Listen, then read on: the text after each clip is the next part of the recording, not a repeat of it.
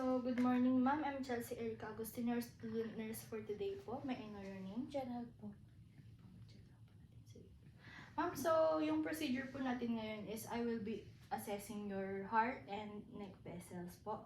So, ang mangyayari po, i-inspect ko po yung inyong mga part dito po sa inyo and then hawakan ko po siya para po ma-assess po natin na mabuti. Okay lang po ba yun, ma'am?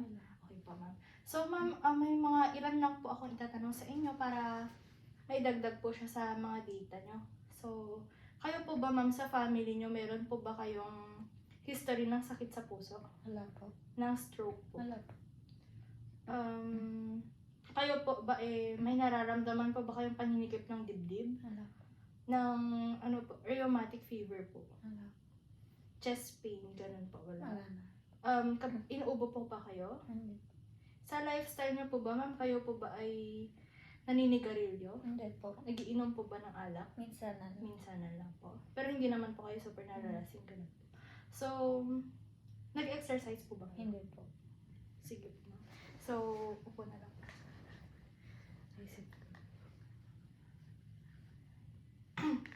Sige. So, una po natin gagawin, ma'am, isi-inspect ko po yung angle of Louis nyo. Ito po siya. Hindi po ba masakit, ma'am? Sige. And then, sa may left nyo po, sa may pulmonic. Aortic. And then, tricuspid. Okay lang po ba, ma'am? Okay lang. Ito naman po sa apical. Okay po, so, i-auscultate ko na po siya, ma'am. Gagamitan ko po siya ng stethoscope.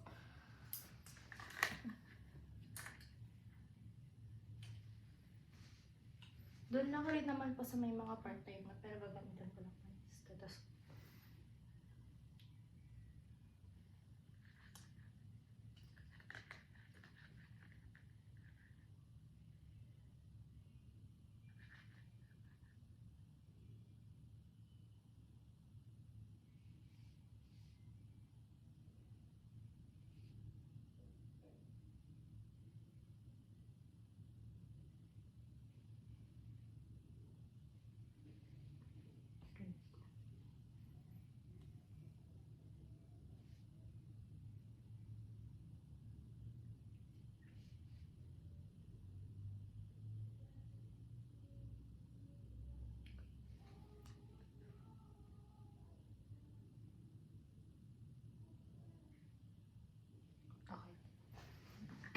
Excuse me.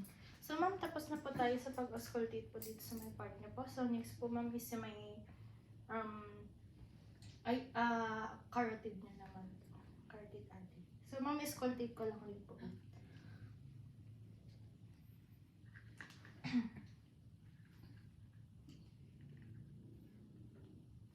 Assuming that nai-inspect ko na rin, nai-re-inspect ko na rin po kapag nakaupo si patient.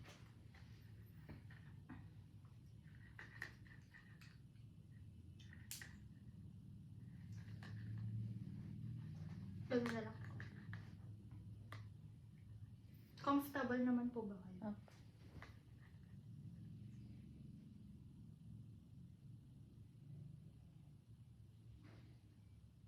Kabila.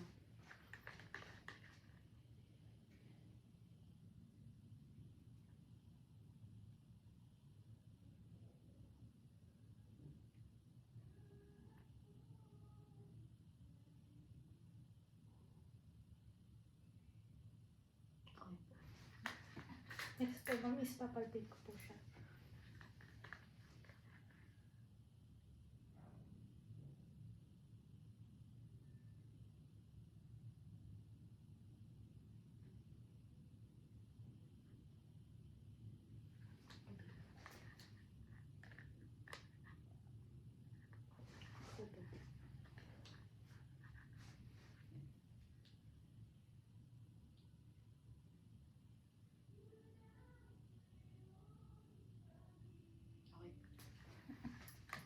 Next naman po, ma'am, is may jugular vein niya naman po.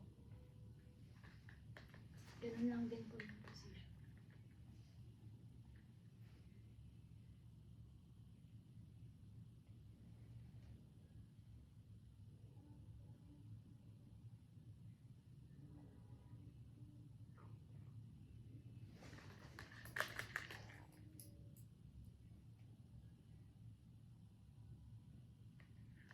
Sige po. Na-inspect ko naman po siya, ma'am, and hindi naman po present yung ano niya. So, hindi na po natin need mag-measure. So, ayun po.